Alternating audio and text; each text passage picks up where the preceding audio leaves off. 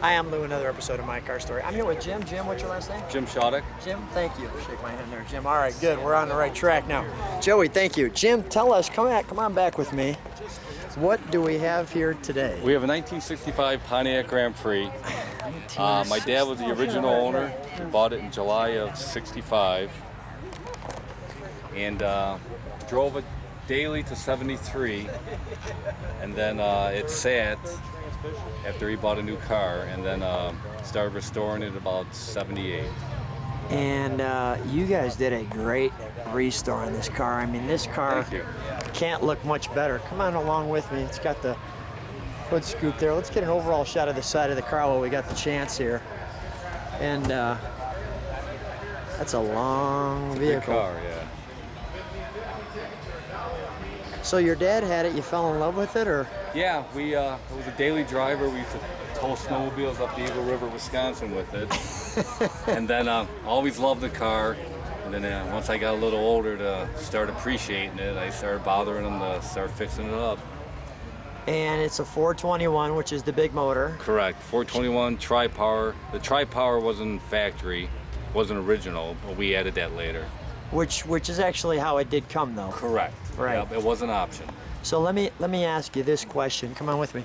Now you were sharing with me a little bit about the car that specifically in 72 or 73 your dad was thinking of trading it in. He was going to trade it in for a Chrysler, which doesn't have much better gas mileage, but the dealership was going to give him like $50 for it. And he's like, well, the car runs too good, it's worth more than $50. But they're like, well, nobody wants the gas hogs. So he decided to keep it, and it sat for the next 4 or 5 years. Thank goodness the $50 deal didn't go through, right? Exactly, yeah. Everything kind of happens for a reason. Right. Let me get a shot of the back of this. Wonderful how the taillights blend right in through the center, isn't it? Yeah, that was a big thing for these mid-60s Pontiac. What a sleek look. So what were some of the, when you were restoring this, let's get a shot of the door there. So when you were restoring this, what were some of the challenges that you were facing? I see it's got, looks like power windows, what is this power? This is windows. Those are power windows, these are actual power vents. Power vents, check that out, I'll do that. Wow. Now the car from the factory came with manual window, or power windows, but manual vents. We added the power vents. And the tack was standard? That was an option. That was an option. Yeah. Okay, so great. So you've basically taken this and put back the options on there. Correct. Right. So that it's really a top of the line Grand Prix with all the best options. And the antenna's power, I'm seeing. Yeah, that was added also, but that's everything on the car is factory. You could get from the factory. Now the vacuum gauge in the center, that was standard equipment on the Grand Prix. Really?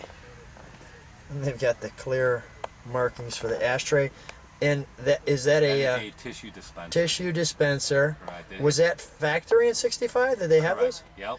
Wow. I like the way they've got the handle there on the passenger side. Like, just in case you forgot, we've got a 421. Why don't you grab a hold of this when I take off? Right, exactly. And the Pontiac original AM/FM where it switches over to AM and FM. So this moves over. Correct. And then it's got the reverb. Look at that. And a little extra. Interesting heater Pontiac blower there. All right, I think we've got everything there from the brake release. I just want to take one more shot up the center through the back. There's a back seat and a nice speaker right in the center of the back seat. Correct. Yep. And was that vent originally there? That's a rear defroster. And that is nothing more than just a fan that blows air on the back window. But was that factory? Correct. Wow. Yep. That is an awesome, cool feature. But if you could see up the back here of the total console, how that all looks from there. Okay, let's take a look under the hood. All right. Let's get to that 421, which was the engine. I love that little checkerboard there. And all brought back to the way it was supposed to look back then. I did add the dual chamber master cylinder for safety reasons. Oh yeah, that's a good option to put on. This looks like a lot of weight coming down the road that might need to stop occasionally. especially with the 4-wheel drum, 8 lugs. And you've got all the original equipment on there, I can see. As far as the exhaust, you didn't put headers on it and stuff like that, and that's Right. exactly the kind of car I love to shoot. That's all loved and brought back to originally how it was. So that looks great. Jim, let's shut the hood and stand right next to your car.